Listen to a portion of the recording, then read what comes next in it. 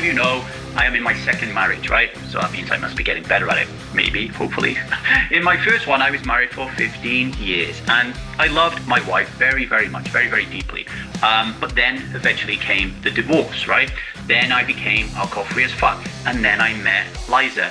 And to be honest, I thought I had figured it all out, right? Like, my first marriage, the one common denominator that stuck like sticky glue to every moment of being out of control and chaos was alcohol. So once I became alcohol free, what happened to me as a man immediately is I became more conscious.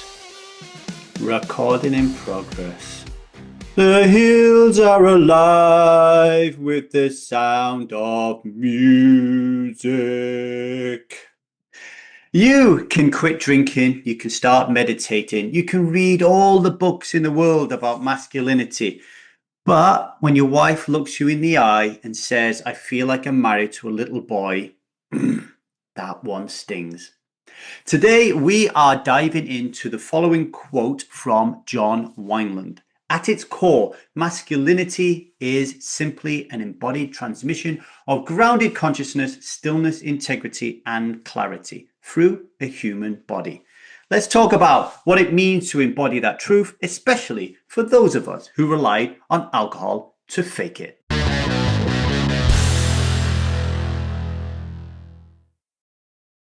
Hello everybody, my name is Davy. I am not an alcoholic. I refuse to be anonymous. I am someone who lives a self-led life, alcohol-free as fuck, and I spend every waking moment of that life helping other people do the same, like right now, brothers and sisters. And yes, brothers and sisters, this is an episode where we're going to be talking about masculinity, but don't switch it off if you are of the feminine ilk, because it is likely that a lot of them, not all of you, will at some point in the future end up in a relationship with a man, or you are in a relationship with a man. What the heck am I saying? All women on this planet are in relationships with men.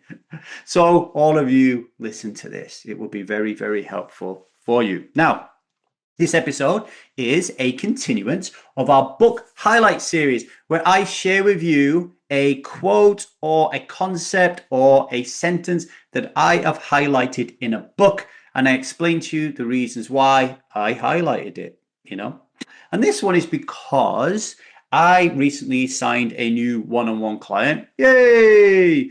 He is a beautiful young man, and on his intake form, he wrote about wanting to work on stepping into his masculinity. And I like that because I have been there and I continue to be in that space, okay? Let me share with you why and how masculinity and what it all means kind of like came into the forefront of my mind. As most of you know, I am in my second marriage, right? So that means I must be getting better at it. Maybe, hopefully. In my first one, I was married for 15 years and I loved my wife very, very much, very, very deeply. But then eventually came the divorce, right? Then I became alcohol-free as fuck. And then I met Liza. And to be honest, I thought I had figured it all out, right? Like my first marriage, the one common denominator that stuck like sticky glue to every moment of being out of control and chaos was alcohol. So once I became alcohol free, what happened to me as a man immediately is I became more conscious. So like when we talk about positive disintegration by Krasimir Dabrowski, okay, he talks about going up into different levels of consciousness. And what happens when you stop drinking alcohol? You go up in the video game of life in terms of levels of consciousness. So I became alcohol free, therefore I became more conscious, right? I started to coach other people. And honestly, I thought I knew it all. It was like I was Zen Master Lee, right? And then in my 40s, my beautiful wife, Liza, sat me down and said that she was considering leaving me. She wanted a divorce. And in her words, when I asked her why, because I'm thinking, what's going on? I don't drink anymore. I'm Zen Master Lee. I'm a really great husband. Why do you want a divorce? And she said, it feels like I'm married to a little boy. And at the time when she said that to me, I really didn't get it. I really didn't understand it. Obviously, all my parts got activated. All my wounded little inner child parts of me just leapt to my defense, tried to justify, tried to protect myself by saying all the things that I did well, trying to gaslight her, all that kind of stuff, right? Just absolutely walking straight into the boy energy that she has told me that she doesn't like. And basically what it came down to was she just didn't trust me, right? She didn't trust being around me anymore. Okay. She didn't trust me, particularly from an emotional standpoint. Not because like I was dangerous and I was going to start throwing my fists around. It was nothing to do with that. It was because I was unpredictable. I wasn't anchored, right? Like I was all over the place. I was ungrounded. And her nervous system could never relax around me. And when you're in a relationship, you actually end up with a joint nervous system, right? And if you're in a relationship with someone who has a very small container to handle shit, right? Who is like doing the tightrope walk on the edge of like their window of tolerance, like just a dropped glass away from leaping into sympathetic nervous system, right, and going crazy. You know, it's a very, very scary place for people to be. And that's when I realized, because of this feedback, that being alcohol free wasn't the end of anything. It was the beginning. And if I didn't want to be a statistic of a human being, think about it. I'm a coach, right? I had this podcast. I had the Strive community. I'm talking about living a great life after being alcohol free and how great it is to be alcohol free. And here I am staring like 2 divorces in the face. It felt so out of whack, so out of integrity. So then the real work began, right? The real work of embodying masculinity, learning what is it about to be a man and what is it like to be a boy, not performing it, right? Not the performative provider role, not the brooding alpha, but what does it look like to be a man? What does it look like to have grounded consciousness, stillness, integrity, and clarity in a human body, mine? And we're going to take a short break, but I want you to reflect on this. If someone close to you, your partner, your child, your best friend, if they had to describe your masculinity in 5 words, what would they say? And would those words match what you think you're embodying in your masculinity? Pause on that, have a think about it, okay?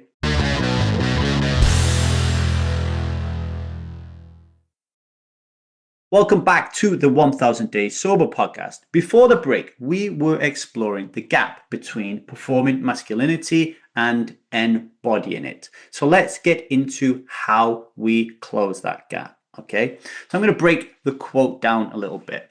So John Wineland talks about embodied, right?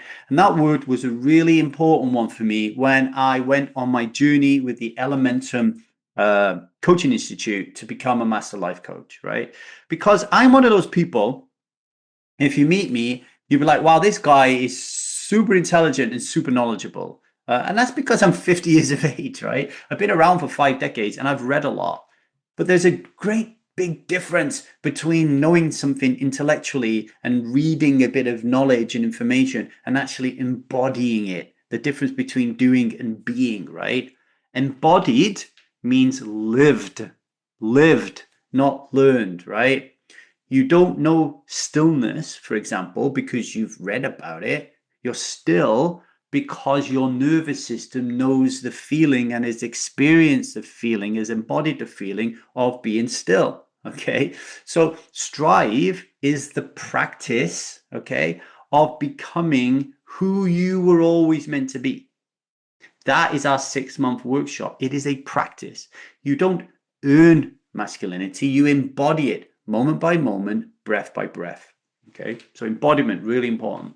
The next one is grounded. You know, for me, grounded means being connected to the earth, right? And it's just literally taking a moment. I have alarms that go off every 3 hours. And when that alarm goes off, either on my phone or my computer, it asks me a question. Am I above the line right now or am I below the line? Am I coming from a place of approval, security, and control, or am I in self? And that alarm is my anchor. It is my awareness. It reminds me to just check in with myself. And if I am below the line, if I am in parts energy, if I am ungrounded, then my way back to self is by grounding myself. Just by having a big ass, deep breath, putting my hand on my heart and my belly in the nutrients canal, getting my feet on the ground, just really breathing into the ground and rooting my energy into the ground. Very simple practice for me. It'll be different for every single one of you, right? But I am the type of human being that does need those alarms. Okay, that doesn't mean I'm ungrounded because I need those alarms. Sometimes the alarms go off and I am in self energy, but often I'm just unconscious. I'm just not thinking about shit. I'm just like a robot and I need it. Okay, stillness. Stillness used to terrify me because I couldn't get on top of it. You know, I have parts that freak out about retirement now I'm 50. Will I have enough money to take care of myself and my wife? Will I have a home? What happens when I stop working? Time traveling into the future and foreboding joy. So because I have those parts, whenever stillness comes into the equation, I think I would just do nothing right now. That part is like, fuck you, you're not going to do nothing. You've got shit to do. You've got podcasts to create. You've got clients to get. You've got money to earn because you have to get ready for retirement. So for me, the thought of being still, there's this internal conversation that comes up. It's like, we don't have time to be still, right? What if I stop moving? What if I fall behind? Stillness is laziness, but stillness isn't laziness. Stillness is power. It is presence. It's listening before reacting. And one thing that I've noticed that I've really been able to use to communicate to this protector part that thinks that we don't have time for stillness is that moment when you wake up in the morning, and all of you who are older that are in your like 40s and 50s, we don't need an alarm clock to get up anymore. Your body and your mind just knows it, right? So that moment before your alarm clock goes off when you wake up, maybe it's an hour, maybe it's 30, maybe it's 5 minutes before your alarm clock goes off. There's something in your brain you don't want to get up yet because your alarm clock hasn't gone off. And in that moment, when you're just lying in bed, that is stillness. That is your opportunity in that moment for 5 minutes, 20, 30, an hour to just lie there, do nothing, and just be you and embody stillness. And that is the moment where I've been able to communicate with my parts and say, hey, see, we do have time for this. And it does feel fucking good, right? So if you're struggling to get stillness in your life, maybe that little moment in the morning will help you. Okay, integrity. Now, integrity to me used to mean right or wrong. That was it. And it was purely, if someone said to me, what does integrity mean? It would just be like, I've read it in a dictionary somewhere. The journey to embody healthy masculine energy for me meant figuring out what integrity means to me, right? And I share what my framework of integrity is to anybody who comes into Strive. And it comes from the Conscious Leadership Group. Well, actually comes from Gay and Katie Hendricks, who, by the way, have both been guests on this show, if you want to search them out and listen to their podcast. Excellent. And Gay and Katie Hendricks had this framework, which was taken on by the Conscious Leadership Group.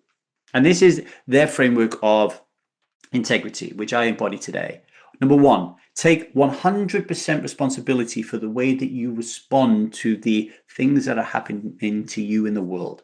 So if we go back to my wife wanting a divorce because she feels unsafe around my defensiveness and the way that I'm responding and reacting, rather than blaming her for those type of things, these days I take a breath, I take a pause, I have some stillness, and it's like, okay, how can I take responsibility for this? And taking responsibility for me stepping out of alignment of integrity allows me to get back into integrity and allows my wife to trust me more. Imagine an empty jar, and every time I go out of every time I blame her or go out of integrity, you take a marble out of the jar. But when you take responsibility, right, and ownership of your shit, 2 more marbles end up back in that jar. Your wife just trusts you more, right? So taking 100% responsibility is a really important part of integrity. Speaking authentically is really important as well. Speaking your truth. I had a moment yesterday where I went for network spinal session, a group session it was, in the tuning room in Cardiff. Highly recommend it. And there was a moment there where she performed a chiropractic adjustment on me, and I had a great emotional release of sadness. And at the same time that I had this emotional release, there was a thought in my mind that came up that was very sharp, very with great clarity, that said, I am fed up and I am done being a fake version of who I am.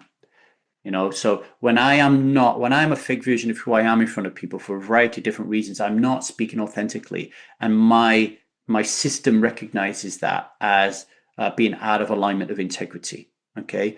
Gossiping is another one. Like recently when I worked at Triton in Riga and Montenegro, I'm around a lot of people who can fall below the line into parts energy, can be judgmental, can start gossiping about other fellow workers. I feel that pull out of integrity, because we're not speaking authentically. Okay. Number 3, feeling your feelings through the completion, right? Feeling your feeling through completion. So, for example, when I had that chiropractic adjustment yesterday and I started to cry, I'm in a group setting, and there was a part of my inner world that wanted to stop crying because I didn't want to be judged by the people around me. If I would have stopped crying and stuffed that down because of fear of judgment, I am out of integrity. Okay. I'm not allowing my energy to flow. And in the world of the Hendricks, integrity is energy management. When you manage your energy well, you are in integrity. When you're not managing energy well and you have blocked energy in your system, you're out of integrity. So I just let myself blubber and I just cried in front of these complete strangers. I was integrity in that moment with my feelings because I was allowing my feelings to feel through to completion. And then I got up off the chair and I went to the toilet and I blew my nose, etc., etc., and I had another good cry there as well, right? So really important. And finally, making and keeping impeccable agreements, right? Like when I say I'm going to do something, I'm going to do it. One way that I would do this is I would become codependent. And I would feel shame for not being enough as a father and as a husband. So then I would promise shit. Like I would promise to do this, or I promise to take them here, or I promise to buy them this, right? From a wounded place of approval, wanting approval. And then I wouldn't be able to afford or didn't have time to do these things. And then I would let people down. Right. So I was not impeccable with my agreements because I was making them from a wounded place. So do what you do when you say you're going to do it, but also know, recognize, and understand that sometimes you do have to break your agreements and you have to learn how then to renegotiate them, to apologize, and then to reschedule them. So learning about making agreements and being impeccable about that, another way of recognizing whether you're in or out of integrity. Okay. Clarity. Clarity for me is knowing what matters to me. But in this case, when Liza is asking for a divorce, what matters to Liza? If she says she feels unsafe when I drive too fast, clarity means slowing the fuck down, right? It's not control, it's care. It's seeing her needs and meeting them from self, not from guilt, not from performance, right? Doing it because it's the right thing to do and it's what you want to do, right? It's all about like choosing in your relationship to just give everything you can because you love this woman, not because you want or need something, right? And lastly, the last part of the quote, through a human body. This just reminds me that my human body is a flawed one. It is a scarred one. It's one that's been divorced nearly twice, and it's one that's learning every single day. It's the wabi-sabiness, it's the kintsugi, it's understanding that masculinity isn't perfection, it is presence.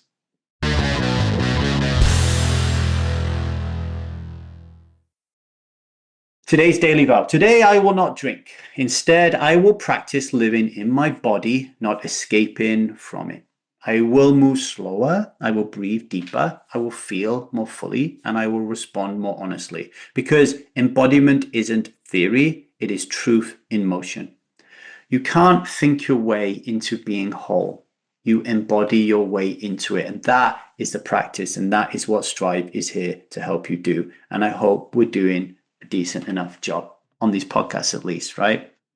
My dear strivers, as you go about your day to day, please pause and ask yourself, what does integrity feel like in your body? In your body, not in your mind, but in your body. And what are, for you men out there, what are the boy behaviors you default to, and what's the cost? And for you women out there, what are the boy behaviors your men are defaulting to, and what's the cost? And have you communicated it to them? And if not, why not? And finally, if you slow down today, what clarity might emerge? Drop your answers wherever you're listening at LeeDavyCoaching if you want to get me on social. You can email me at thestrivemethod@gmail.com. You can even WhatsApp me on 0753 789 6829. Okay? Share. Really important stuff. Okay, if this episode resonated with you, please rate and review the show. Helps other strivers find us. Subscribe so you don't miss another episode tomorrow. If you know another man in particularly or a woman struggling with a man, send this episode to them. It will really help them, okay? And if you want to practice living from your core, if you want to learn more about this beautiful dynamism between masculine and feminine energy, join the Strive Method. We do all this work in our 6-month workshop that can help you live a self-led life, alcohol-free as fuck.